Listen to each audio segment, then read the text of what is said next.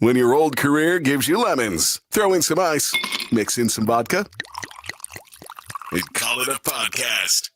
From the Mac of All Trades studio in Fairport and driven by Victor Chrysler Dodge Jeep Ram, it's Billified, the Bill Moran Podcast.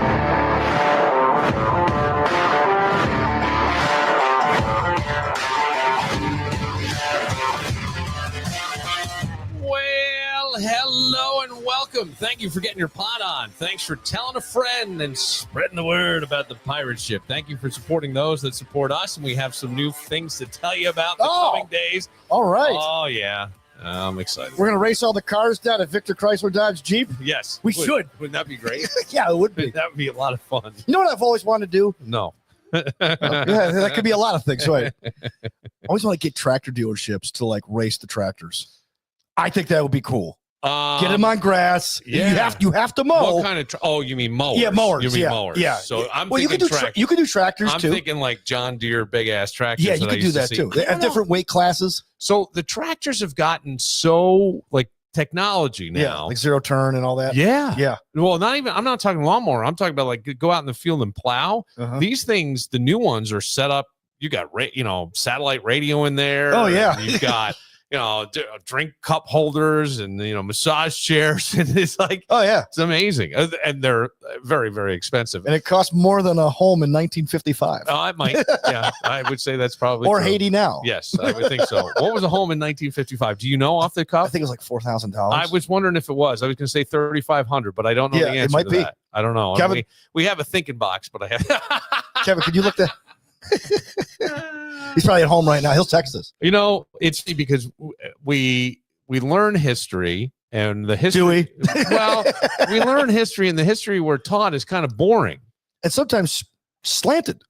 Yeah, maybe that's fair to say. I would think. I mean, to me, history is such a. What I always liked is it's such a story. Oh yeah, and I love the story of things. And somebody sent me something, and I didn't think it was real. So I had to look it up, and it's a great piece of history, like really interesting, because we hear about the wars and the disagreements and the things and the fights for the land and the supremacy and the this and the that. But you got to remember, these were people living their lives at the same time. And there's somebody sent me something called a queening chair. Do you know what a queening chair is? No. Is it from Game of Thrones? No. Okay. My wife. Well, hang on a second. It could be from the time that Game of Thrones is trying to create. Okay. That period. All right. Okay. I have not seen one episode of Game of Thrones. I tried not to. My wife is obsessed with the show. Okay, there was one episode where people rave about it, though. They call it the Red Wedding episode. And when you watch it, you know why they call it the Red Wedding. And I looked at her and I said, is it because of somebody had a period? Oh, I wish. Oh, because I said to my wife, I will never watch this show again. Too bloody? It was so bad. Like it made like OJ, like Made in America, seem G-rated. Like the fourth episode where they showed all the gore and stuff. Yeah. Or the third episode. Yeah. Okay. That was a walk through Brentwood compared to this episode. Yeah, I don't know. It was awful. I go, Beth, I will never watch this show with you again. Yeah, I should have warned you about that. I can't do blood and now. I watched the Passion of the Christ. That's my limit. I wonder and that was Jesus. If they'll have the balls to put a queening chair in a Game of Thrones. Okay. So what is a queening chair? It's a face sitting chair, or a straddle chair. Is it like when you get a massages? No, not exactly. Because like you put your face like on a massage chair, Yes, you do. through like the little donut hole at the top, right. Uh-huh. and then someone goes to town on your back. Yes. Yeah. Yeah. I've had a few of those. Is a piece of furniture designed to allow one person to sit comfortably while another person has access to their pelvic or intimate area from below. Oh. Okay. It is often associated with intimate or sexual activities, particularly involving dominance and submission dynamics of BDSM. The chair typically features an open seat or paddle frame with a cutout to provide access, a sturdy design to support the weight of the person sitting on it, sometimes adjustable heights, or additional cushioning for comfort. While its primary use is associated with specific intimate acts, it can also be stylistically or novelty furniture item depending on the context in which it's used. Could you go back and read that entire description like Rod Roddy from The Price is Right? And this cue can be yours if the price is right. All right, what do you want to bet on this? $1, Bob. All right, well, here is from YouTube a historical piece about the chair. Immerse yourself in an intriguing tale from the Middle Ages. Ugh. Picture this. Wealthy women, left alone while their husbands embarked on long journeys, found companionship in a rather peculiar form of servitude. Known as tongue slaves, these men provided pleasure while the women maintained their marital fidelity. Fetch me my tongue The tale slave takes an even immediately. more fascinating turn in ancient Persia. Craftsmen designed queening chairs, unique furniture pieces created to cradle the man's head and neck for extended periods. The women would gracefully perch on these chairs, their dresses cascading over, with a strategically placed opening for the man's face. A riveting peek into the intimate practices of the past, reminding us that history isn't just about battles and royalty. It's about getting yourself off. So this is the thing. Being forced to get yourself off. Forcing someone else to get you off. Yes, this says in the Middle Ages, many women of wealth had male tongue slaves that would serve them whenever their husbands were away. So here's what's interesting. That they Lord actually and lady tongue slave, I presume. That there were some people who would probably just do this voluntarily. Well, I guess, but I don't know. How could you be a slave and get paid for it? I mean, that's Well, you were in servitude. You probably did other things. You probably had some. Then you had to clean up after. Let me check my schedule today. Shit! I'm on tongue duty. At least you got Queen Mary. I got her sister. The idea and her mother of only sitting on a man's face would allow them to experience some pleasure, but remain faithful to their husbands. Oh yeah, it's like a glory hole of the ages. But, in a way, like he would. I don't know what's going on over there. Yeah. And then I don't know who's there. In ancient Persia, which is now frickin' Persians, Iran, queening chairs were crafted to cradle the men's. So some guy went, "Oh God damn, you got to give me a break here." The man's head and neck for support in case he was called to service many women. And somehow, now, Bob, you got a full load today. Who am I starting with? Oh, well, you got the whole family. Wow. The Smiths are coming in. Ugh. The Medes, the Persians. Could you imagine? Like, this is wild to me. And I thought it was made up. And it is not. So these guys made these chairs. And so the Middle Ages is after Christ, right? Yeah. Okay. So it's like, all right. So it's like in the 1300s. 1300s. Okay. Yeah. I don't know when. Do you know the time? This is long after Alexander the Great then. Okay. Do you know the time period that Game of Thrones is portraying? I think Game of Thrones is actually a fictional made up world somewhere else. Oh, okay. Yeah. All right. But apparently it all took place in Greenland. Was that where they shot it? Yeah, so they might be Dutch. I don't know. Yeah, that could. Yeah. Women would sit on the chair and drape their dress over it. There was a hole they'd sit over where the man's face would be. And so you would sit there. I wonder if they held meetings. He's like a mechanic, like a Racing Randy. He's got one of those things on his wheel, like those. What are those things called that you like when you get under the car? The wheels. There's a name for it, buddy. Your camshaft, buddy, is messed up. I got to get a price on this. Parts and labor alone. Queen Mary is here to have her tires rotated and her oil changed. He rolls. Tongue slave. Buddy, I gotta do this. I've been doing this for 40 years. I've been doing block work. I I had to have surgery on my neck. Yeah, carpal tunnel. And disability's not going to pay for that. Good thing Tracy's got that job at Wegmans. Randy, what happened to your nose? Queen Mary fell off the chair and landed on my face. Oh. It's like, but this is amazing that I find that stuff interesting, and I know I guess so. There's perversion to it. Obviously, it's tittillating. It's a little bit. But I think that would be the purpose. Could you imagine? I'll say this. I bet you if the New York State Regents, which is basically the final exam, but it's a state exam in history, had to write an essay about the queening chair, I bet there wouldn't be anybody that didn't get 100. It depends on the teacher. What do you mean it depends on the teacher? The teacher could. No, it's in New York State Regents. They got the rigid stuff. You got to stick to a certain thing. So you'd have to teach the kids how to write, but the fact that they would want to write. What kid wouldn't want to write about this? Yeah, the big thing is if you're going to be a writer, you want to write about something you know and you enjoy. Yes. So, but writing about something that's dirty when you're in high school and getting a grade on it would be amazing. It would be the greatest. Yeah, but here's the thing, though. I would be the kid who wouldn't know how that would work. I would be like in 17, when do you take the writing test? I know 5th grade you take a writing test. I don't know. Or at least you used to. Yeah. So let's say it's like either your sophomore or junior year in high school. Yeah, it's usually I junior. still wouldn't have any clue of the mechanics of how that would work. But we'd have to show you. Maybe we'd bring in a chair. Maybe we would have the wood shop. So Whenever you do a conjunction with the wood shop guys, they make a queening chair. Well, did you go to high school before Project No? KNOW? Yeah, probably. Okay, so it was sex education. Yeah. Right? They didn't have an acronym. They just spelled out KNOW. No. And it may have stood for something. I don't know. But it was sex education. And the reason was Chautauqua County at the time was 7th in teenage pregnancy. Oh, that makes sense. Yeah, we were like the let's put it this way, like we're like the Steelers are right now in the NFL rankings. Okay, Yeah, right there, right, almost at the top. Almost at the top. Almost so New York State Governor Cuomo said, you're going to take this and you're going to pay for it too. So we had sex education classes, right? So, but they would teach us the basics of how it worked. We didn't get into conolingus or oral sex. It was basically just pregnancy, preventing pregnancy. Yeah. So you'd have to have that background, and still I would have no idea how the mechanics of this would work unless somebody explained it. They didn't take $2 and go, Dan, we go like this. Oh, they didn't do that.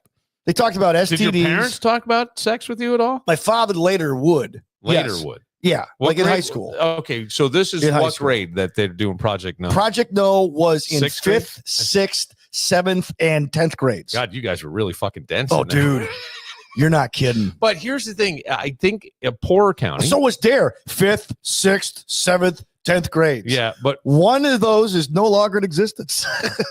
Can you guess which one? I'm thinking Project No. Dare. Dare is not in existence? They said it proved ineffective. It worked in the cities. Like kids were like, oh, drugs can kill you. Where in the suburbs, like you and I were like, oh, man, these drugs sound amazing. Yeah, right. No, I don't remember Dare. Tell me what this is. That's a bad go. No, that's Panama Red. Right, so tell me about, hang on, was there a lot of a poorer county, correct? Oh, Chautauqua County.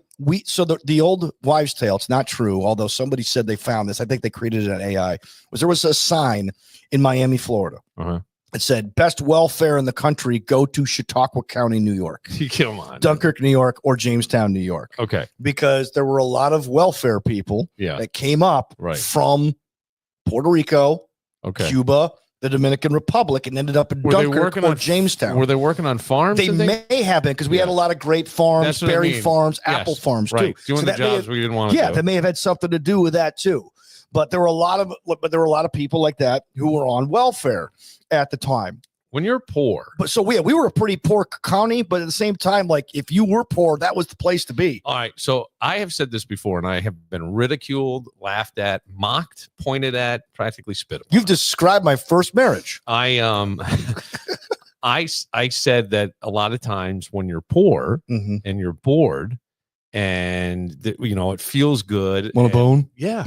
Like you just kind of you figure out what it is, and it's exciting, and there's something to it. And somebody likes you. But the problem someone's willing to do that. Right. The problem is you slip one past the goaltender. And now we've got a problem, and maybe you're scared and you don't want to say anything, and you wait too long. Yeah. And the next thing you know, somebody's having a baby in the stall of the bathroom. I have no idea. I don't know how. And you end up on house. Yeah. But you know what I mean? Like there's all these different things, and it's unfortunate because it does seem to happen in more poor rural communities. I don't remember a lot of pregnancy in Pine Plains, surprisingly. When there was a few, maybe one or two, if I recall. When somebody got pregnant in our school, the exception of our senior year, they usually got like sent to a special school, or they would voluntarily go. They didn't want to bear the shame. I remember. I should be very careful about this, but I went to a evangelical church, and they used to take prayer requests. And I told you that when Mrs. Tree would stand up, her last name was Tree, and she'd pray for Daryl, her husband, and all this stuff, that I used to get giddy as a kid because it was like you were eavesdropping on an adult conversation. Yeah. I mean, she just would tell you everything. You know, Daryl's lost his job and he's having a real problem with this and that and the other thing. And Brad did this and someone got because everyone's got to know the details when they go to God, because God doesn't know the details. I think at one point, if I recall, and I'd have to verify this, but I think that I would find a family member who would remember more than I would. I think the pastor cut her off. Like she was going on and on and on and on. He's like, all right. Anybody else? Yeah. And I mean, I used to love when her hand went up. It was almost like you start dozing off in church and you'd be like, bang, you'd be right up waiting to see. And she had a daughter who got knocked up by a kid I went to high school with. And I remember that whole thing. Oh, wow. Yeah. But every week brought her to church. And I think for that, I always liked that she did that and there was no judgment. There shouldn't be. Right. It happens. People need to rally around them. Yes, and help her out. And I think a lot of churches do that. I think the whole shame thing, I think it's more of an old person thing now. I think now, like more days, I'm not saying people celebrate it or don't condone it, but I believe that if it happens, people rally around those people now. You would which is prefer awesome. that it didn't happen because it is life altering. Right. You know. But I will tell you, that's why the Bible warns against it. Yes. You know? So these queening chairs, I think are interesting. So I would think, but you know, if some guy had a sore on his face, you know what I mean? All he was the tongue man. Yeah. He must have gone home and just either been so disgusted after his day. Like you couldn't even wash your face. Right. Could you back then? I mean, did they?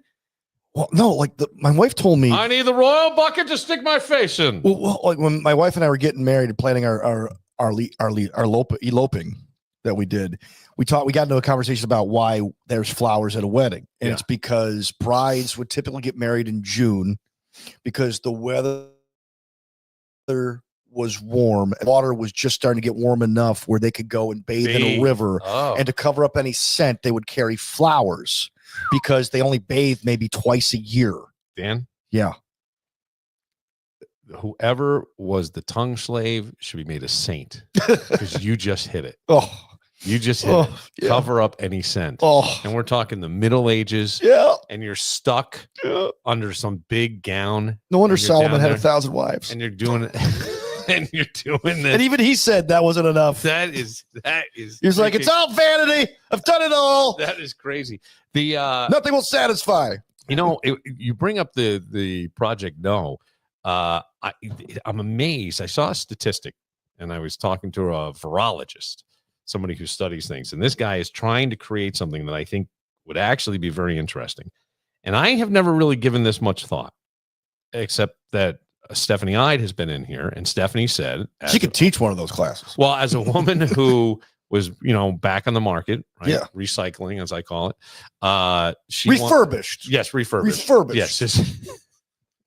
Don't say recycling. Refurbished. Well, reload. Yes, reload. So she said that she wanted any potential partner to have a blood test, STD test. Yeah. So I didn't know this, but roughly 10% of the population has HIV and doesn't know it. Like exhibits no symptoms. 10%. I think that was the thing. I think it was around 10%. That'd explain all those Victarvi commercials. Yeah. Well, is that drugs? So I don't know if you've seen this, but like there's this drug called Victarvi, and there's other drugs like Victarvi, which are geared towards men with AIDS. Okay. Some are geared towards people with Well, AIDS, but it's a- most of these are geared towards men because in the commercial they say, when you talk to your doctor, they give you all the warnings, and one of them is not tested in women assigned women at birth. Okay. So it's just for somebody with the XY chromosome. Most of them, most of them for men. Yeah, gay men.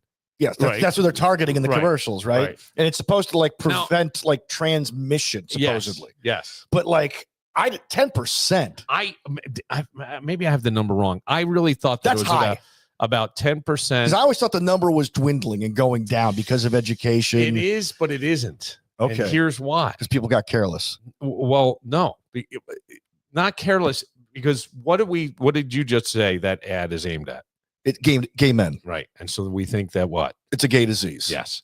So if I am a guy like me now, right, separated in my 50s, I get on one of these apps and I go to Tinder and I have a Tinder date and I have sex with somebody. And then even if I don't ever see them again, I could have something that I have no idea about. And that's very possible.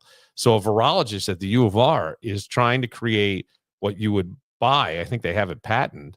A homemade AIDS test? Yeah, basically, you would prick your finger, it absorbs your blood. I don't know if you send it in or if it does the testing with the chemicals right there. But it's a way to kind of, you'd have to, like if you had sex with somebody and you're like, oh boy, I shouldn't have done that one night stand, and wait a day or so and then take the test and see if you're clean. Oh yeah. Well, the big story in the 80s, right? So you've heard the movie and the book the band played on. Randy Schultz wrote that book. Randy Schultz was a writer from San Francisco. He was gay. Yeah.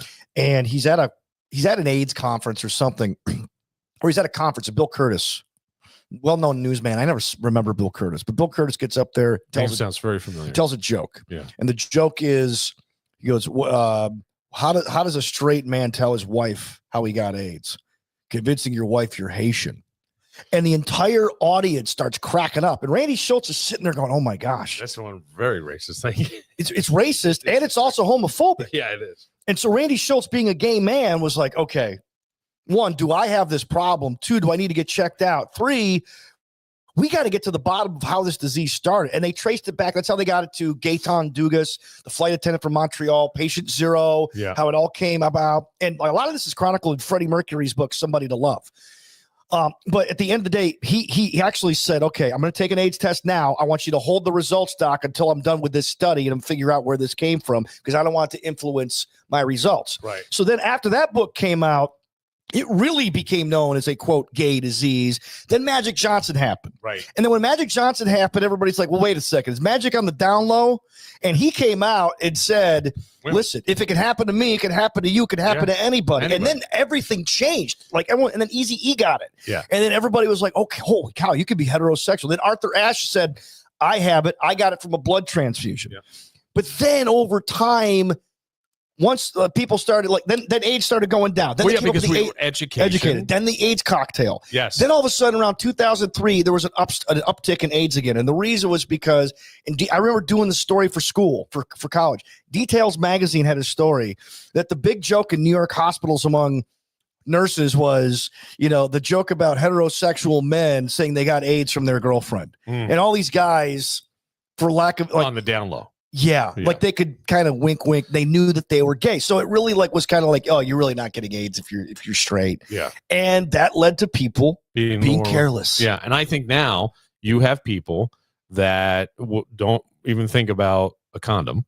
Right. And you're on the IUD, you're on the pill, you're on the whatever. Not even that. Let's say you're a guy let's say you're a divorced person. I was going to say divorcee. That's why I said it so stupidly. A divorced person, and you go on one of these apps and you hook up with somebody, there is a chance that you decide, I'm clean and there's no way she's getting pregnant. She's probably menopausal or past menopausal. And so you have sex and then it spreads.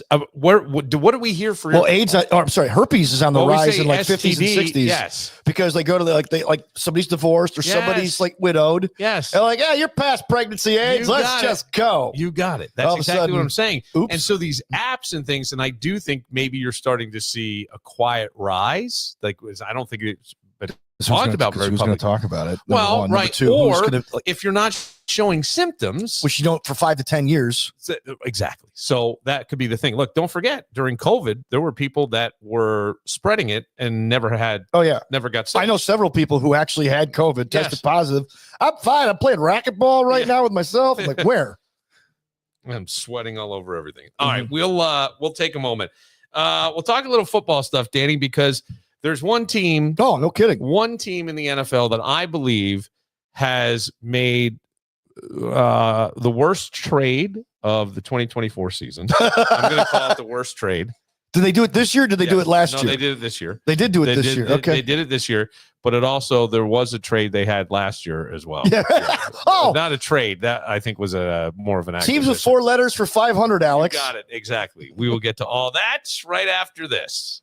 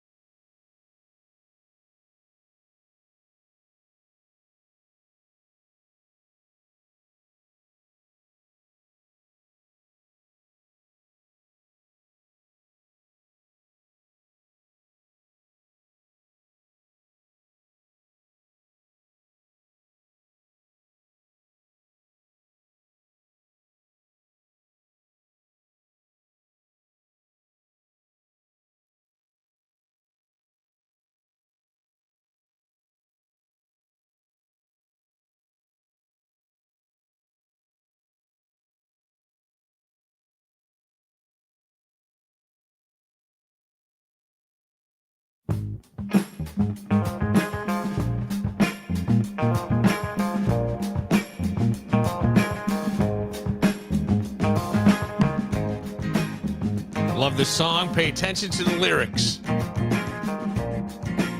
That's right. If you want it, you can have it. The Queenie All chair. you gotta do is just reach out and grab it. Amazon If you want it, Prime Week, you can have it. 20% off. All you got to do is just reach right out and grab it. 4-star review. Step on up. Listen, Step here we into go. your power. Step into your power. Step on up. Step into your power, child. Step on up. You can comment on our streams, no matter what you're watching on. Our friend Madge from Madge Unmuted. Match. She wrote, "Hi, and welcome to Tractor Talk." She started talking about tractors. Vinny Geddes writes $2,800. I'm thinking that had to do with Wow. the tractor price, right? Don't you No, I think, is he talking tractors or are you talking houses? Remember we mentioned houses. 2,800. Yeah, it might be that. Madge didn't chime back in with a lube job, and somebody else wrote, "That's a lot of peanut butter." Laughed my ass off. I just can't imagine, like, how did you become the royal tongue back in that? With the tryouts. Yeah, that's what I'm saying. Did you post the town crier? Yeah. And the Queen is hosting tryouts to be the royal tongue. Inquire within. And how about when you got to see your husband? Hey, Ma. Or, Yeah.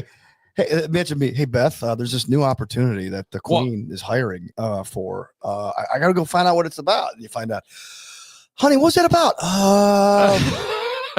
Yeah, you know what? It's going to get us a lot of money. Might get us some favor. What's it about? Well, Oh, God. yeah. No, thanks. Would your wife ever kiss you again? No, God. nor should she. But if you were this person, sometimes maybe you did have a family and your last name represented what you did, didn't it? Like, Smith was a Smith or a blacksmith or Yeah. something like that. Or the Joneses. I'm Jonesing for some. I don't know. The Joneses might have been the Persian version of the tongues. It could I be. don't know. It could be. Yeah. I've always wondered, like a Smith. The Manjas. Yeah. Oh, yeah. The Bevilacquas. I don't know. Danny Football. Was that Ray LaMontagne? Yes, it was Ray LaMontagne. So yes. when you and I were working together Yeah. at a place called CMF, Yes. I go upstairs to get Tom goes, bro, can you get me some water, bro? I gotta go do. Okay, so I go upstairs in the middle of a segment, and a couple salespeople were there. Good looking girl, Yeah. and a guy who's like, trying to hit on her. He goes, lately I've been listening to some Ray LaMonge.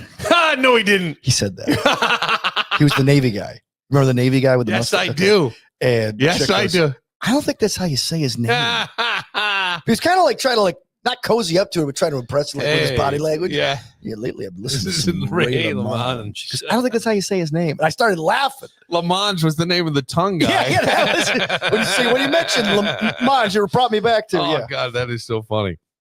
So I know you have thoughts on the Bills game. Oh, I have plenty of thoughts. And I think that there's a lot of things they can learn from. But yes. I'll tell you this. The overall thing that I took away, and we'll see if you agree or not, talked about this a little bit with Greg Connors, is a cool, calm collectiveness that I haven't seen on both sides of the ball with the Bills in a while. I don't know that it's a confidence, if it's just a whole team thing, but there was nothing that felt rushed or forced to me. They didn't, you know what I'm saying? At times They where played a complete game. they did. It was interesting. Even though like the one thing I'll say, the offensive line's been playing well. And they couldn't run on Kansas City, but they still tried to run on Kansas City. You had this, Danny. Yeah. Fakes left, now taken off. Gonna run for it. He got it. And there he goes. Inside the 10, the 5. Oh, the play of the year. Would you call it the play of the year in the NFL? I don't know that I would. No, I would call the Hail Mary in Washington the Okay, play of I the year. said the same thing, and everybody jumped on my shit saying, come on, Were they it's a Bills Hail fans? Mary. Were they Bills fans, Bill? Probably. Yeah, there you go. I There's your thought, answer. but I'm going play of the year. I'm not saying it's a bad play. I don't want to look like a bitter Bills fan. I was grateful that Josh Allen scored there. Oh, yeah. It was a great run. Oh, you should have heard me in my house. I did. My wife, too. My wife, she was like, I've never heard it. Like, you were this excited when we got married. There's a reason why. Yeah, I know. Right? It's all downhill from here, ain't it? But with that play, I mean, and Nance called it immediately. But then did you hear Dan Orlovsky break the play down and why it wasn't supposed to work and how Allen defied all logic? No. Steve Spagnuolo is the defensive coordinator of the Kansas City He's Chiefs. pretty much a defensive And he genius. fooled Allen into, or they think he fooled Allen into believing it was zone coverage when it actually went to man coverage. Right. Or vice versa. Allen, if you remember, goes to his left to throw to Ty Johnson. He would have had a first down, but he pulled it back because he saw something out of the corner of his eye. I think he thought maybe perhaps a pick six was coming with the corner. We don't know. So what does he do? He looks around, he sees a lane, and he takes off, and they say only Josh Allen could have made this play. He got the first down, and then he kept going for the end zone. Yeah. So now all these Bills fans who were there want to make this like the greatest moment in Bills history. It was fantastic. It was memorable. It's something I hopefully never forget. But here's the thing. If they don't go to the Super Bowl and win it, you're going to forget about that play. Well, it'll be another also ran play by Josh Allen. And you need, if that play exercises the demons, because you remember, it was 4th and 2. Mm-hmm. They were up. And if they kick a field goal, Kansas City's got to go back down the field and score a touchdown. But what is Kansas City good at? Oh, scoring touchdowns against the Bills.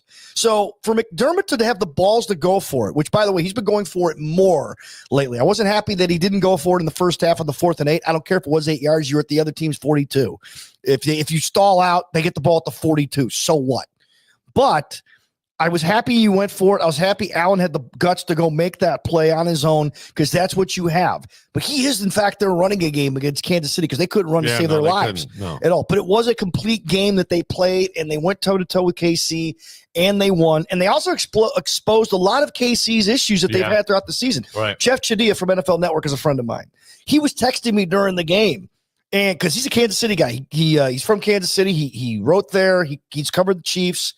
And he said, your boy Allen, he's talking about Allen won that game and everything else. But he goes, I've been telling people the Chiefs have a lot of holes. And they finally got exposed today. They have a heck of a defense, but, you could only patch it together for so long with this team. Well, and the Bills kind of exposed it a little bit. What does a lot of injuries. No, but does Mahomes have 11 interceptions? Yeah. 11 interceptions. But he's got to do it all himself. No, I realize that, but that's still, look, we had Josh doing it all himself, and I think 11 interceptions in 11 games. That's one a game. That's one a game, still, right? So, I mean, but if you go back to 2019, I think Mahomes had 1 interception that entire season. So the thing is, I'm not concerned about interceptions if you're throwing touchdowns. They were undefeated and he had 11 interceptions. Mm-hmm. So he was covering up a lot of ills. I mean, I know they had to piece it together. They had to go and sign D-Hop. They had to go bring back Kareem Hunt. But the things that I like is that, to me, you go, okay, it's great that they beat them in the regular season. No. Not the first time that's happened. So what we want to see is the playoffs. But what I saw that I thought was significantly different was that cool, calm, collected, moving forward as a team. And I thought, boy, they're only going to get better, and they're going to get guys back. Oh, yeah. The Bills. Think about this. If they get Milano back. Yeah. And I said this before the season. You remember this, and people are like, "Shut up, Dan." I said, "You say that every time you." Shut up, Dan. But on Twitter, I was getting killed for it. I said, "Listen, last year we lost Milano midseason. He was gone." I go, "If he's got a chance to come back this year, he is injury prone. You can't deny that." Yes. Okay. Like Trey White, 2 injuries, his career was pretty much over. Like he's in Baltimore. Like he couldn't last with the Rams. This guy was a lockdown corner. Yeah. When they go fast.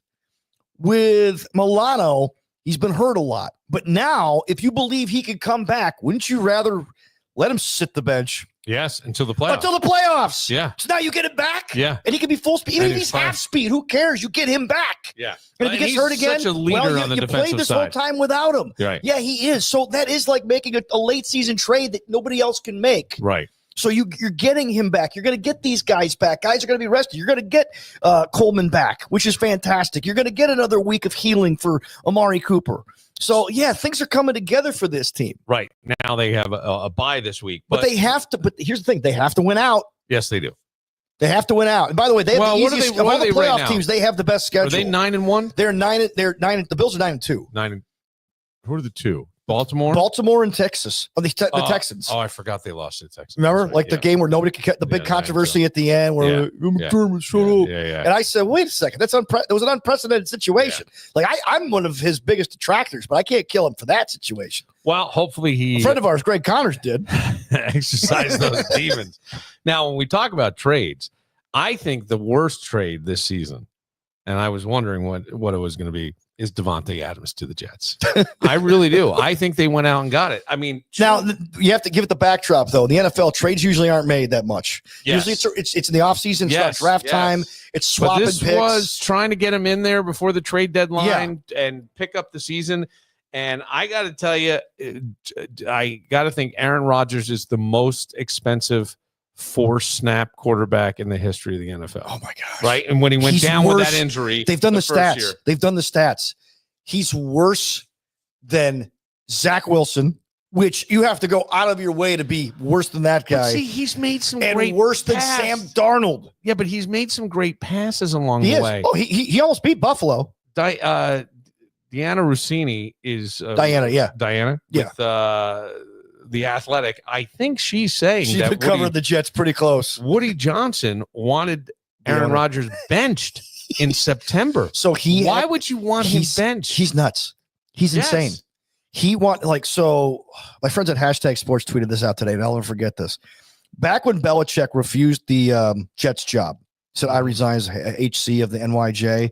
When they were calling a press conference to introduce him, he decided he was resigning that day. Parcells wanted him to be the head coach, and eventually they worked out a deal with New England because he didn't want to be there. So they hire Al Groh, who was a defensive assistant.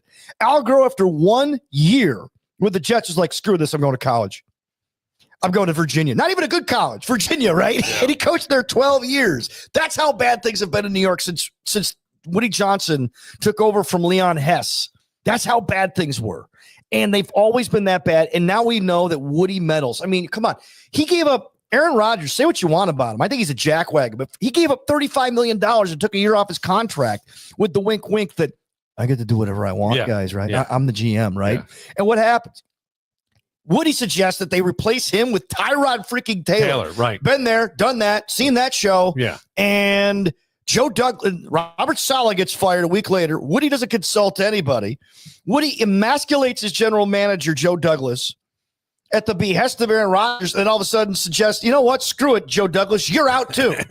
And by the way, Joe Douglas can draft. Now, as far as free agency goes, I think Aaron Rodgers was picking the players.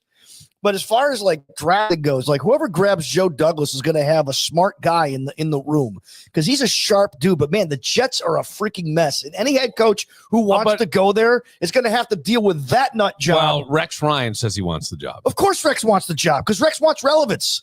Well, I love Rex. I love Rex on ESPN. I love him on. I am shocked that Josh Allen's his favorite player because usually when a guy leaves a franchise and they do well, like anything. Yes, but man, he is pro. Yes. He is pro. I Allen. think he's very authentic. I think he he's is just himself. The knock on Rex was that Rex was all show and no substance. Yes. What made Rex famous was the fact that Rex liked to suck toes.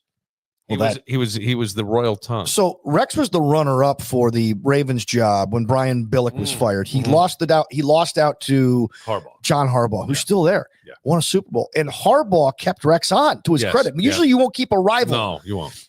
Who went for the job. He kept Rex on, and that defense did really, really well. So, he was brash. Woody Johnson hires this guy. I'm not here to kiss Bill Belichick's rings. That's what you want to hear in a head coach. Yeah. Here's what he had. He had 2 lockdown corners. He had Darrelle Revis. And he had a rookie corner. And I'm getting there. He had Antonio Cromartie. So despite the fact that Mark Sanchez was his quarterback and he wasn't very good at all, I don't even know why he's an NFL analyst, to be honest with you, because he doesn't qualify. At the end of the day, because he had 2 lockdown corners, he could run whatever defense he wanted. Yeah. And he was successful because he had those lockdown corners. Yep. But once he lost Revis, and Cromartie got old, that was it. They had to go to he was never the same. And in Buffalo, he couldn't run that. They went from the number 2 ranked defense to 19 under Rex. But if he wants the job, man, hey, by all means, hire Rex Ryan. Please, Woody, hire Rex Ryan. I would love to see that.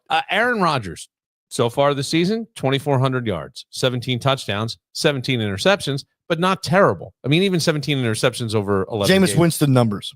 Yeah, I mean, they're not terrible. They're not great. They're not Aaron Rodgers. But they're not Aaron Rodgers. But he's making throws. I mean, the thing is, I will say this.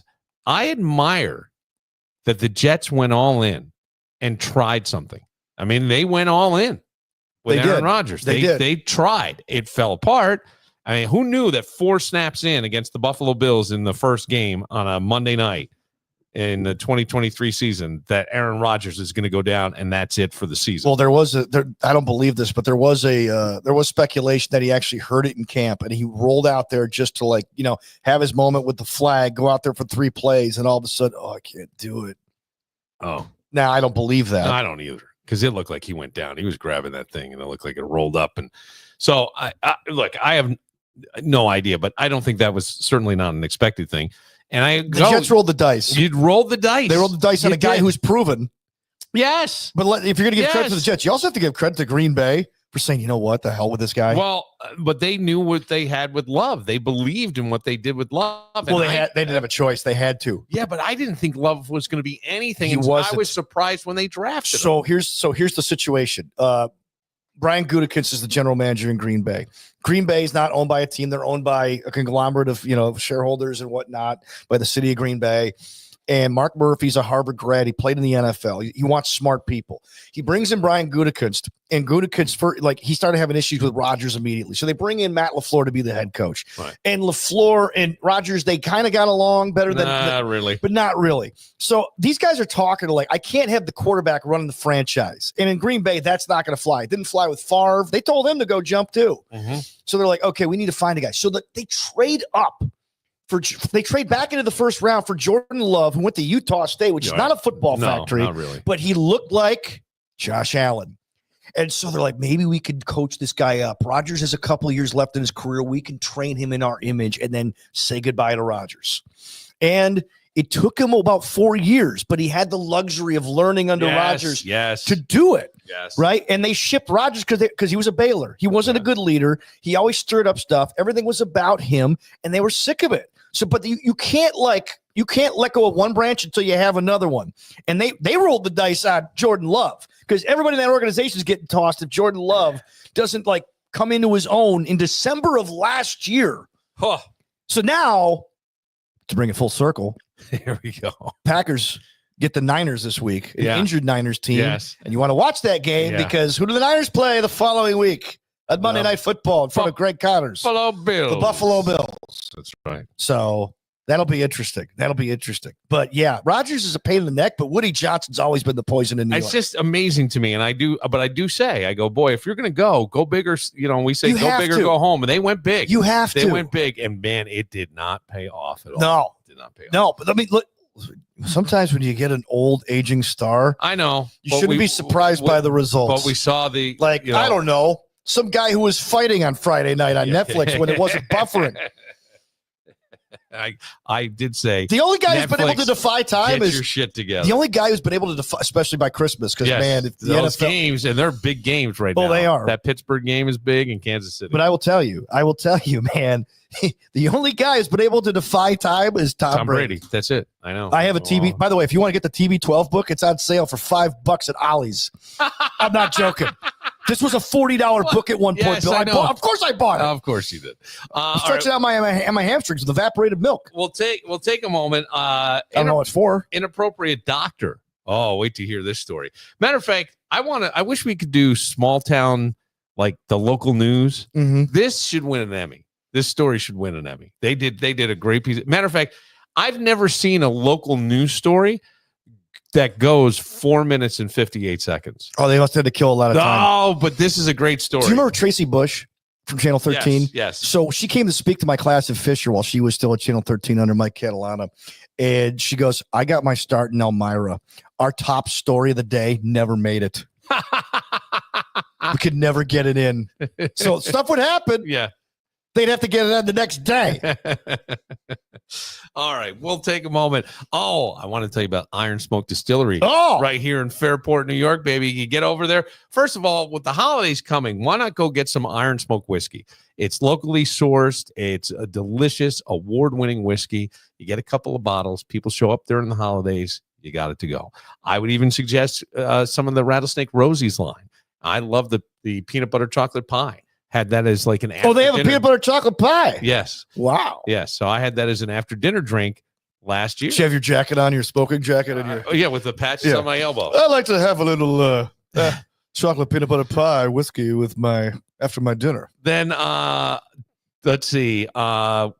what day is today? Today, the show will air on Thursday, the 22nd, No. 21st. Today is what day? Wednesday? Yes. Today's it is Wednesday. Okay. I didn't know which day we were I talking didn't know about. either. Okay. We were taping this Thursday, on a the Wednesday. 21st, before 2K will be playing. Tonight.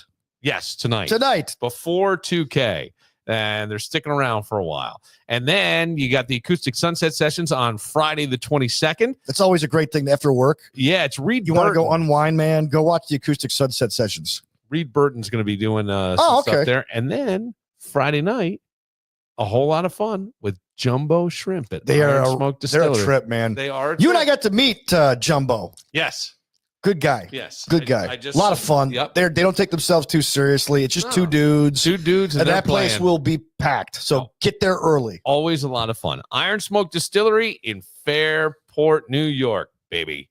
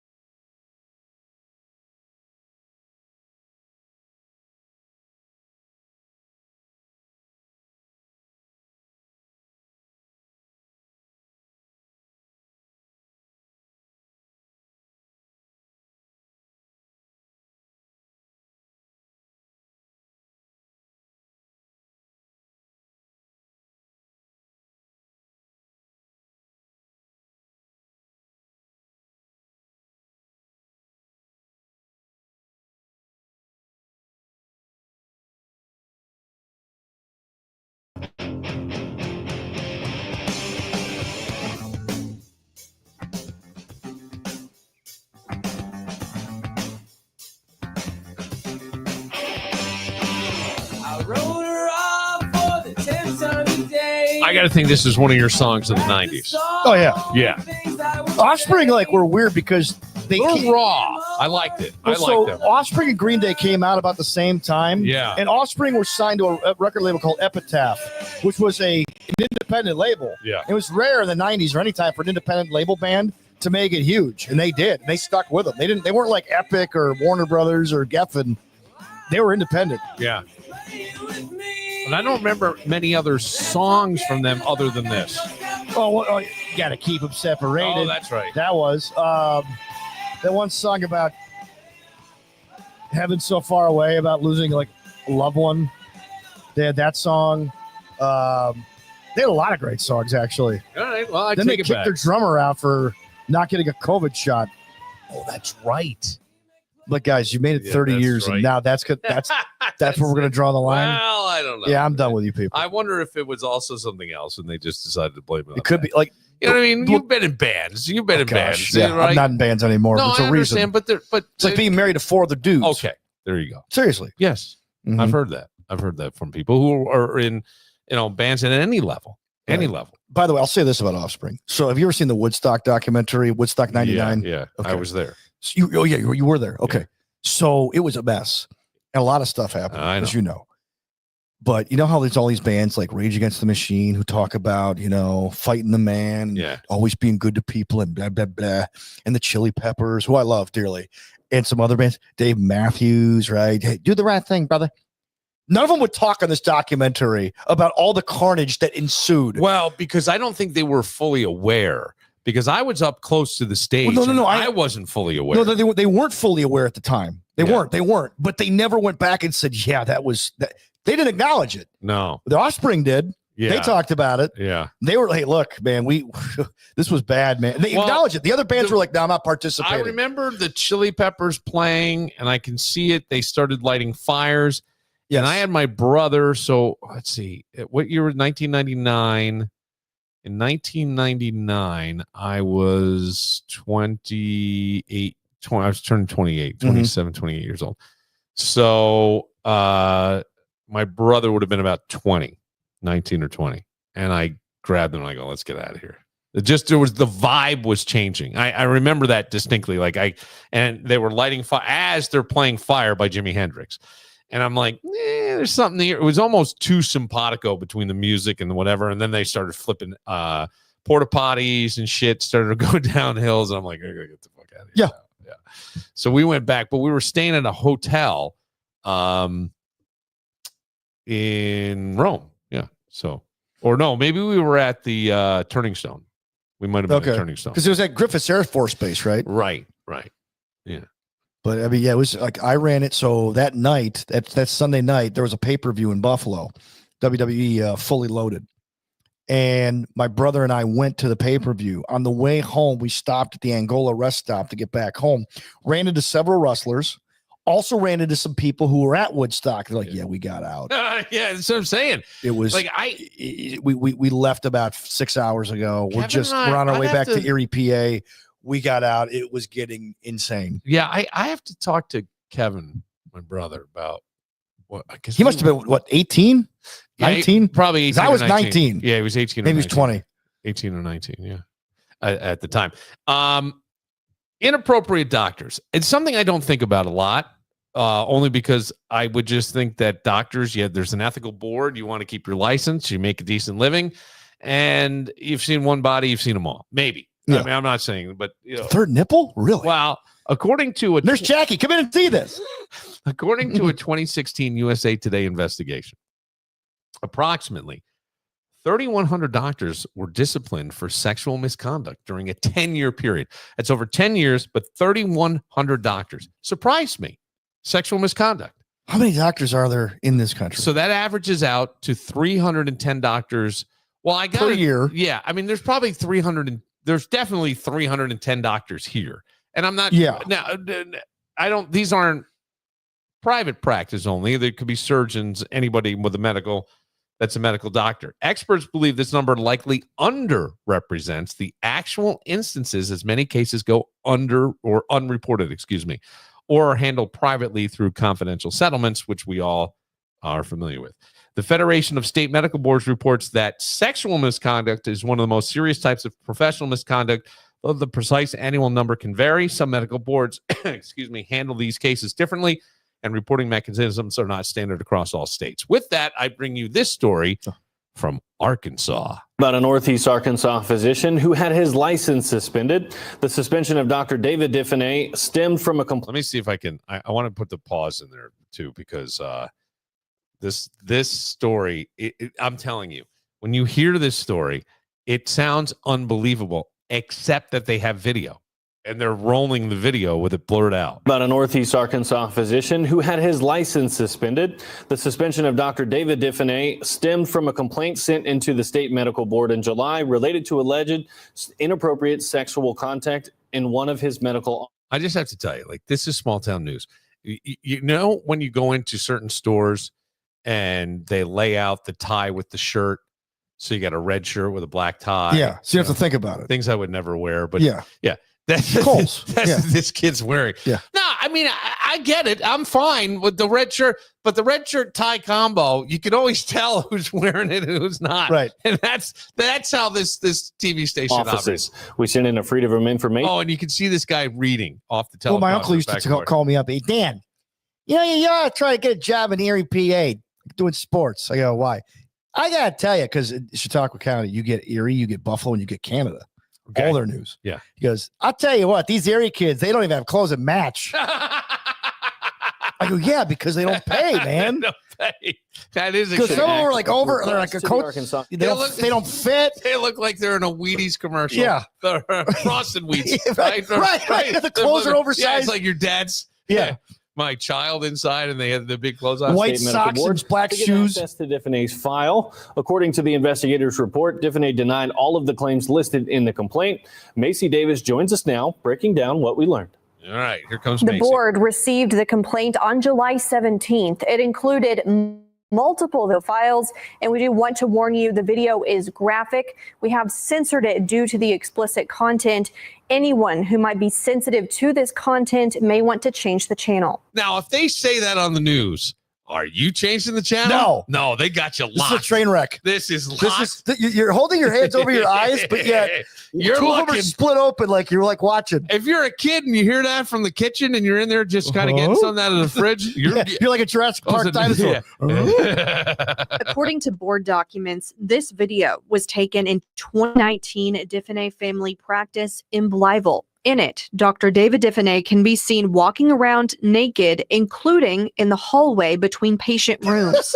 Walking around naked, and the dude completely naked. They just have stuff blurred out. He's walking around. Another video clip sent in shows him in the receptionist area walking around 3 women and performing a sex act directly in front of one of the women. Okay.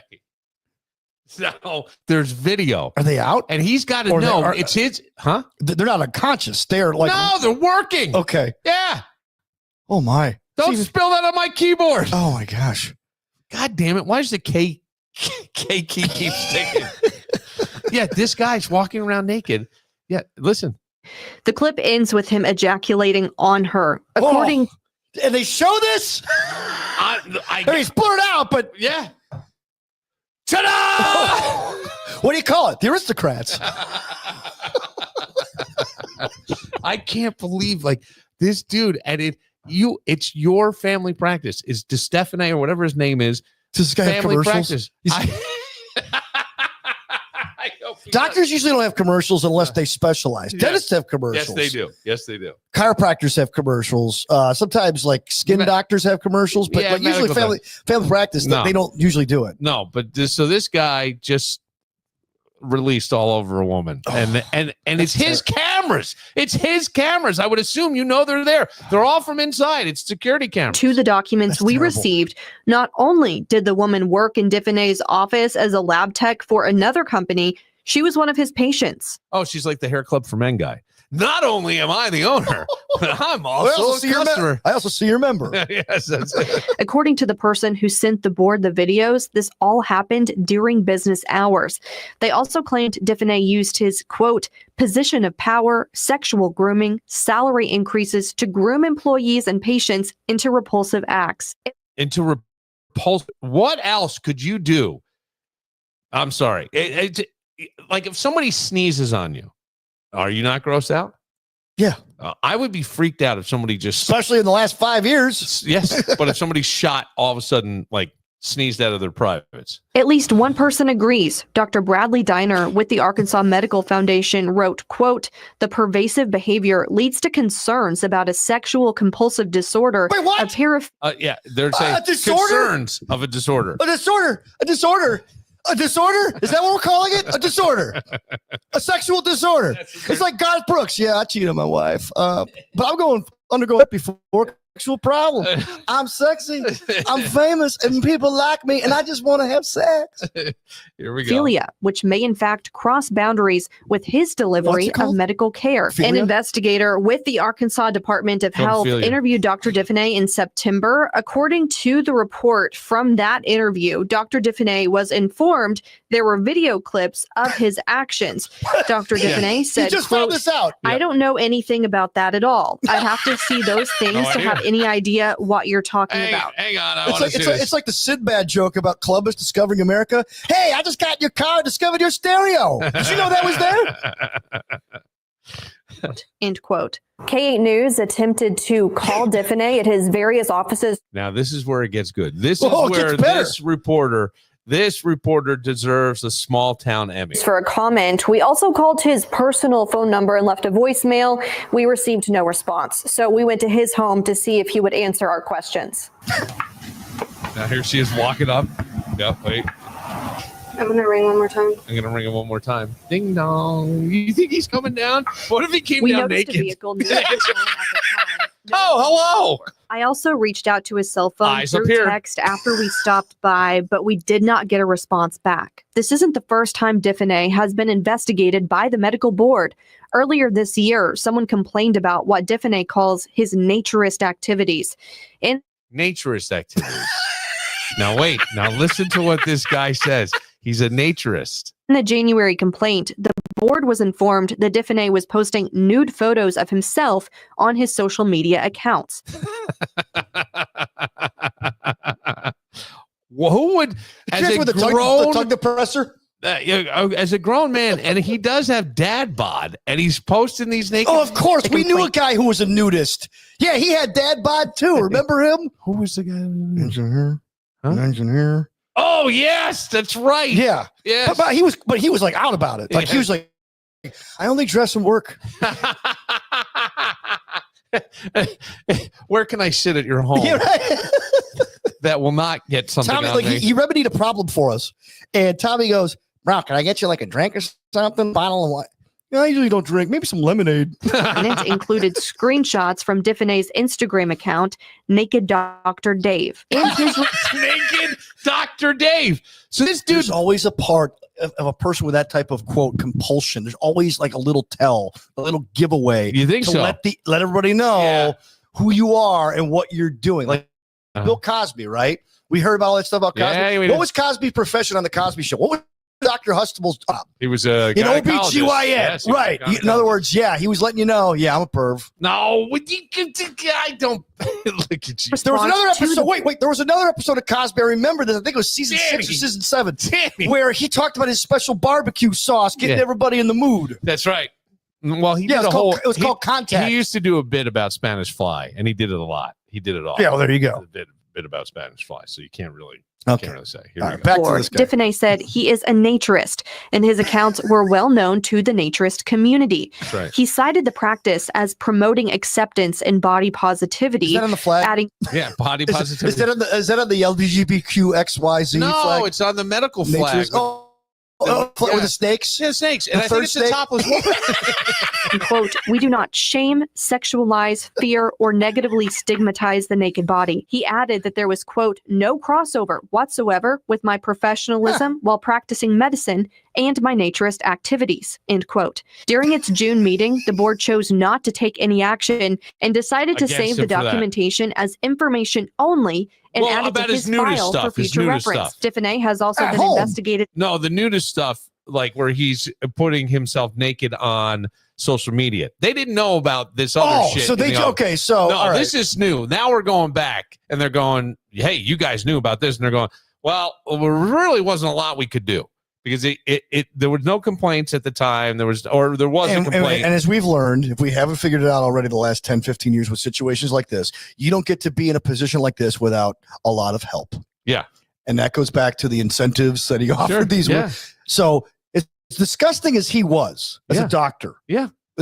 Trusting people's lives in his hands. He might have been a great doctor. These people who worked with him were just as disgusting. What if somebody came in and goes, I need this job. No, you don't. What if somebody came in and said, this guy is the greatest doctor ever. He saved my mother.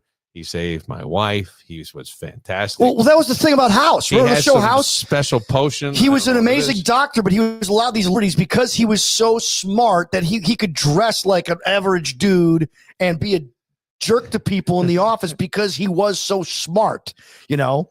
And so much so that there was an episode where he crashed his car into his boss's house, went to jail for it, and they were able to get him out of jail because he saved lives.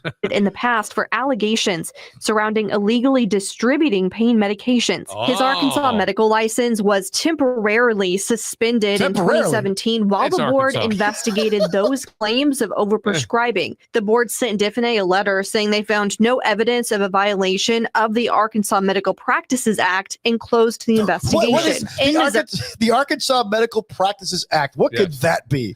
Is it written in Crayola? Is it your ma? Is it spelled correctly? Yes, that's right. I signed that in the bill in 1991 before I became a president. In 2011, Diffenay entered into a deferred prosecution agreement after he was investigated by the medical board and criminally charged for allegedly illegally distributing pain medications.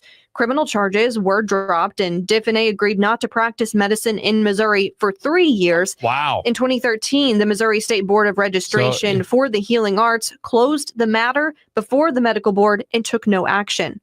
On October 14th, the Arkansas State Medical Board suspended Diffenay's license related to the videos submitted in July. His hearing is set for December 6th. We will be there. Wow, it took from July. Everybody's on vacation.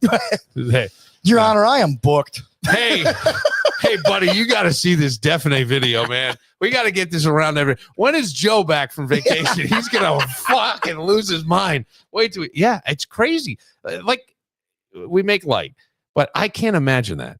You know, you go to work, what if that's your wife? Or take that away. What if that's your sister, your daughter? You know what I'm saying? And you find out this. I don't understand how people could work for somebody like this or how patients could continue to be subjected to something like this. Well, I just don't get it. I don't get it. It makes me That's why I asked you if they were unconscious. Like I could see, like you've heard stories about the creepy dentist who like during a root canal knocks the woman out and all of a sudden the other root. And then plays patty cake with her, like she's one of those sex dolls. I mean, like, but the fact that people actually played along. Well, I don't want this cancer fixed. I don't know. You wonder if he was dating that woman. You know what I'm saying? Here's the thing: they don't say. because there doesn't make it right. If he was doing it all the time, there'd have to be hours and hours and hours of footage. That they had to get. Oh, they got it. You got to see that he's walking around in between, just looking. 13 episodes, season 4 on Netflix. And I go, wow, Dr. Dirty. That's something. That is something. All right, we'll take a moment. Oh my gosh, that's terrible. It is terrible. But does that not describe all small town doctors? I'm just saying, or 315. Be careful out there, Randy. I will. We'll take a moment when we come back. Buddy, I trust one man with my prostate. A school bus accident today.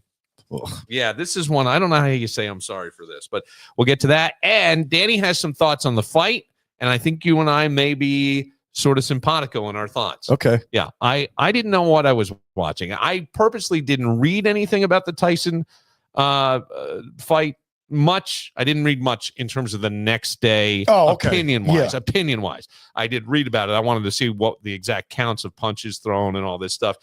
And I'll leave it with this as we take a moment. I did say that Jake Paul only landed 28% of his punches. The average fighter lands between 30 and 35. So he's not that far off the mark. Right. I mean, it's a little low. Yeah, it's like Shaq with the free throws. Yeah, and then an elite fighter only hits 40%, but it's a moving target. Mm-hmm. But I just felt like something was off. It was nostalgia versus novelty. We'll get to it. All right, after this.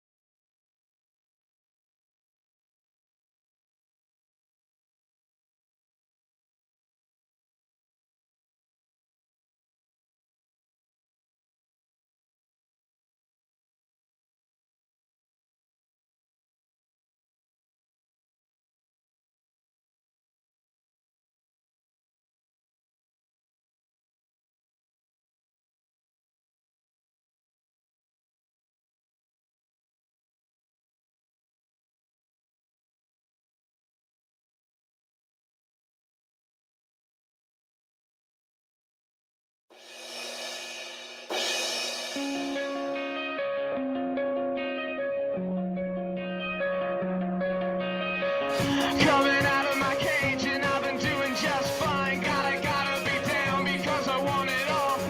I've heard people say this is becoming the Sweet Caroline of its day. It is, which is weird. But it's because weird. It's been around since 2001. Yes, I used on to the have Killer's it Hot on Fuss record.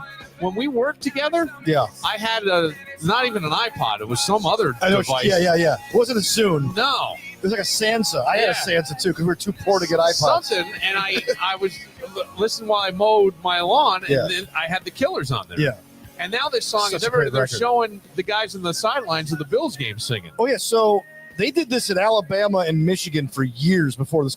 This just caught on in Buffalo, Yes. and they're acting like, yeah, we invented it. Well, I know Bill's Mafia, Michigan, we I invented know. it. Listen, We invent everything. Now, Danny, why do you got to get all sarcastic like that? Because like They didn't invent it. They knew. I guarantee they knew it was this became a Michigan. thing because like in college for years, Yes. back when Josh Allen went to college and all these other guys went to college, they would play this song in the third Yes, quarter of okay. games. All right. Everywhere. All right. So they would sing it at a wedding because somebody requested it. yes. So the video of Josh Allen at somebody's wedding, I forgot who it was, and the offensive lineman singing Mr. Brightside. Yeah. So now, because whatever Josh Allen does, Bills Mafia has to do. Well. So they would play the Bills, which is great. Yes. Here's the thing: the song is about watching your wife I get know, poked by somebody I know, else. I know. It's a very Why? It's a weird thing to me as to why that song has taken that. It just has to be the And the guy singing the song's a Mormon. yeah. You know who's in the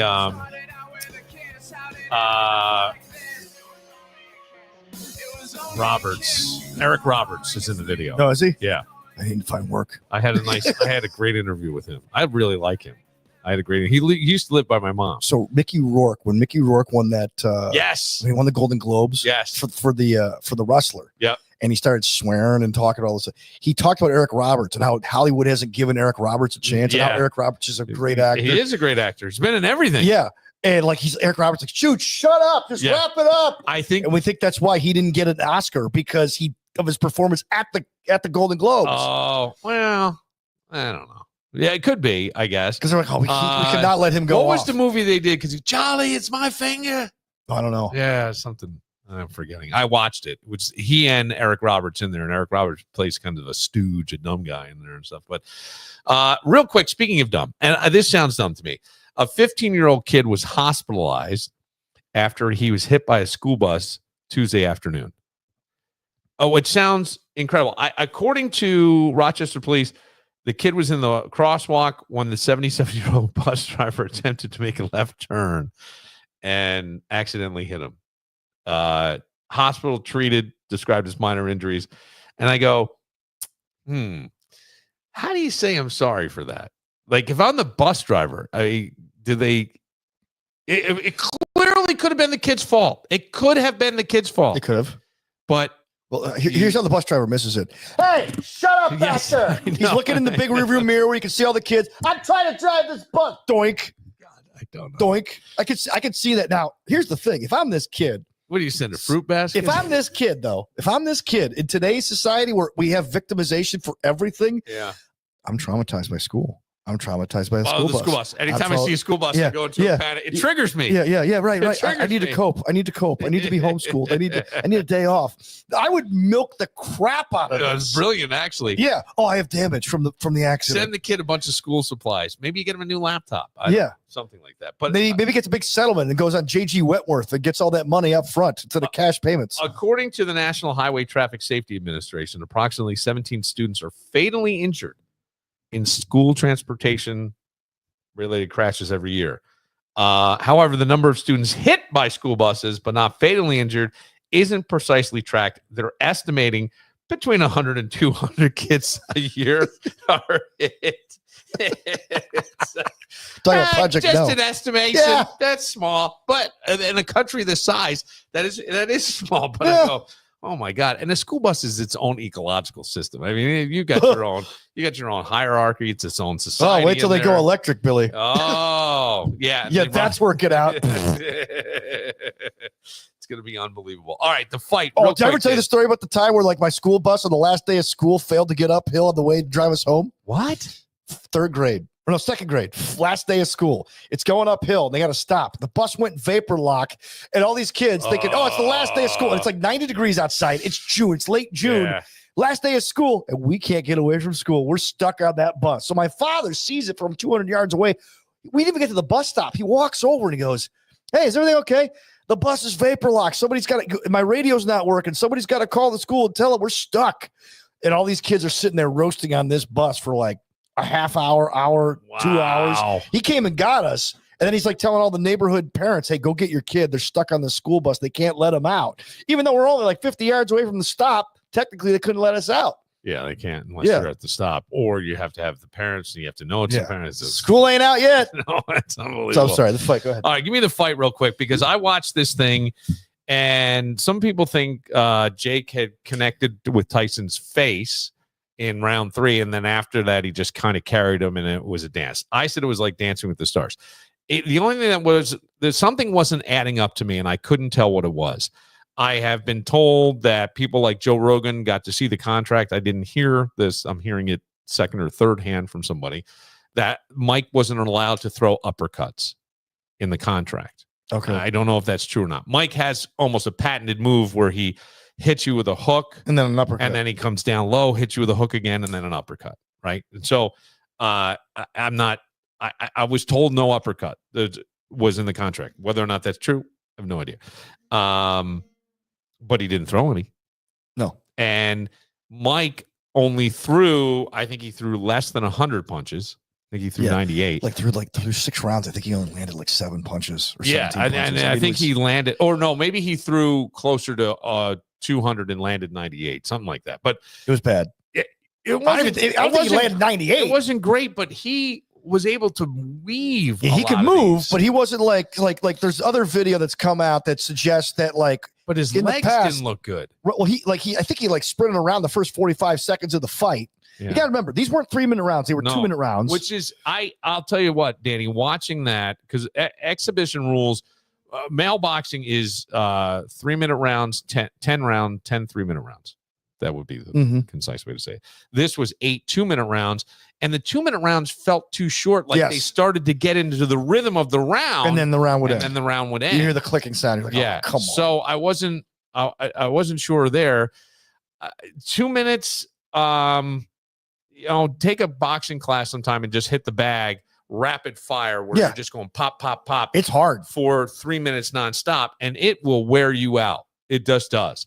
You want to get rid of lunch lady arms? That's or how whatever. Yeah, that's how I got rid of mine. It's a great way to do. It's a great way to get rid of the. I look like Rosie the Riveter. The bat wings. But I felt like I couldn't tell what was happening with Tyson. I'm like, I don't think he's this bad, because Tyson, when you saw him, and granted, focus mitts are not another human being in the ring, and defensive moves and offensive striking, and so I don't know, but I thought, boy, something ain't right here. Was he high? I couldn't tell what was going on. I really couldn't. Like I honestly looked at that and I go, I don't believe he's this bad. I just don't. And I'm not saying Jake's not good. I have said for a long time, matter of fact, a couple of years now, Jake Paul is putting eyes on boxing. There was a women's bout before that was great.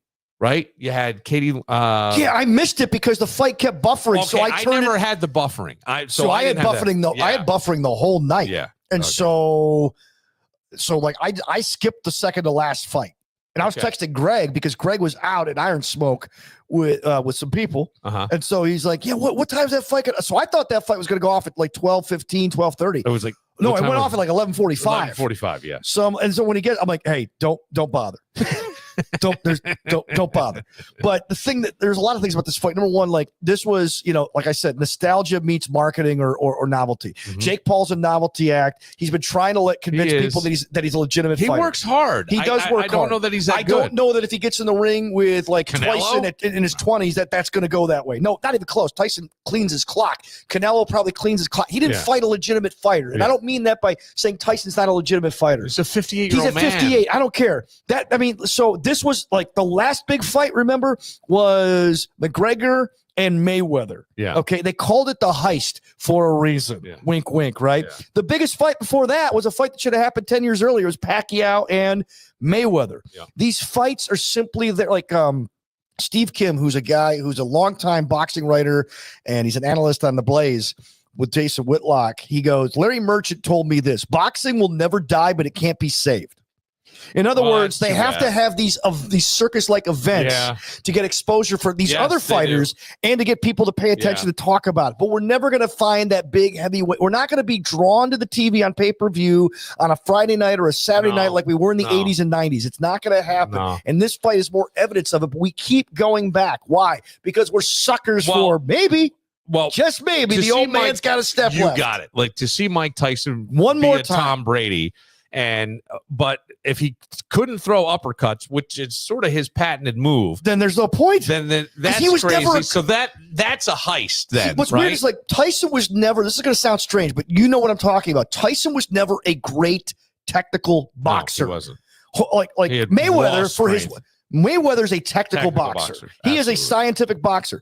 He's a he was literally like Tyson is literally like, I'm going to knock you out, but the longer I stay in this fight, the better shot you have to win. Yes. You can say that about anybody, but that was Tyson's game. Knockout. Right. You know, and like that's what we waited for. That's what we wanted with Tyson. That's what we saw with Tyson. I mean, I tell people this, they don't remember this. The day after the OJ murders, the top story on ESPN was not OJ Simpson being investigated for a double homicide. That was the third or fourth story. The first story was Tyson was denied parole. Yeah. That's how big Mike Tyson was. Mike was huge. One of the big, to this day. Yes. He's a beloved guy. There's people who are not shitting on Tyson. They're going, hey, man, you went 8 rounds, a 58-year-old guy. Good on you. They're not full rounds. Katie Taylor fight, the one before that, phenomenal fight. Really, really good fight. Katie Taylor, questionable.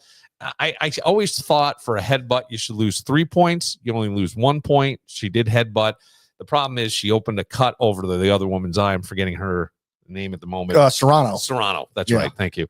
And I heard that was the fight of the night. It was. And it was the first fight was actually kind of entertaining. Yeah. Co-headlining fight. So these women, but I go, what? Ish. Come on. Wow. It's like saying, hey, we're double headlining WrestleMania. Whoever gets the last match is the headliner. Yes, that's true. Okay. That is true.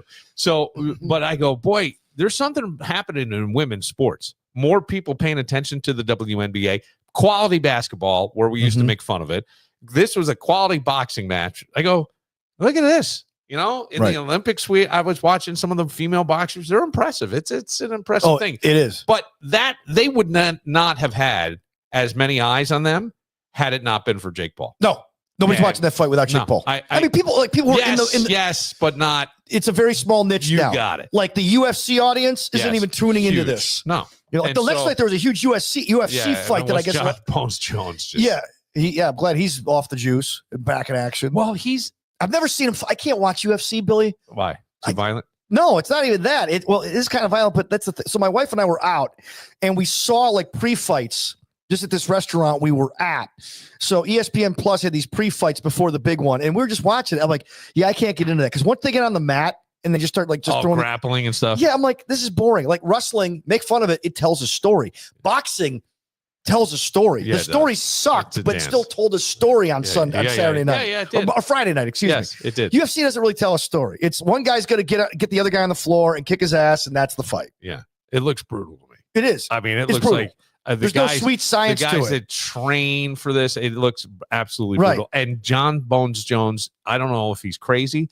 I've heard guys say he shows up and doesn't warm up and just gets in the ring and kicks your ass. And he did. He did one swift kick to the ribs, knocks the wind out of the guy. The guy kind of goes down and then counters with the headlock, and then just boom, you're done. And that was it. That was all. But like with this fight with Paul and Tyson, I wouldn't be surprised if it was thrown. I wouldn't be surprised if it was just like, screwing, like, let's just get a payday. Which the thing is this though. I am shocked at the number of legitimate sports writers and sportscasters who are shocked by Tyson's performance. It's one thing to vote. It's one thing to bet on the guy. Yeah. Because we bet for a lot of different reasons. And you couldn't bet on this fight in New York, by the way. You couldn't. I tried. You couldn't bet on it at FanDuel. You couldn't do it. It's because everybody's got a puncher's chance. Yes. But if you were shocked that Tyson didn't look like himself, I was. You need your credentials removed. But I was a little bit. Were you? Yeah, because I thought I watched some of the video leading up to the fight. They did like a 3 series. Oh yeah, that's the thing now to lead up to fights. HBO started. It's brilliant. It was great, and I enjoyed it. And you saw Mike working out, and you saw Mike doing stuff. I will say all the time, 2 minutes on focus mitts, 90 seconds, 3 minutes, whatever, is not the same as being in the ring. But it gave you hope there was something there. Mhm. And the thing that was weird to me was Mike's legs all night. He just didn't look like he was even getting into it. He knows how to do it, right? And boxing is a lot of hip stuff. I didn't see. Well, didn't it come out that he had a full blood transfusion back in June? That something happened. Almost died. Yeah. Okay, so like that's the reason. Could be. The reason Pacquiao didn't want to like do a blood test in front of Mayweather was because when they draw blood for you the week of the fight, you're sapped. Yeah. You can't rebuild that. yeah. So imagine losing all that blood. I don't know. Back in June, like it was a payday. That's what it was. Well, he got $10 Tyson million, needed the money, yeah. and Paul wanted legitimacy. Yeah, he got $20 million. They got the money. Yeah. The joke is on us. All right, Danny. All right. Always a pleasure. See you Love tomorrow. the thoughts. Love your thoughts. Oh, I bring it. Be careful going to the doctor. Yes, please. Yes. And we learned something today. What queening is. Yes. And the chair. Maybe Christmas. I don't know. For your queen. Prime week. Yeah. For Dan Barillo, I'm Bill Moran. We'll see you tomorrow. What to do? I turn the TV on and wrote a letter to you. The news was talking about a dragnet up on the interstate. Seems they were looking for a Cadillac with Tennessee plate.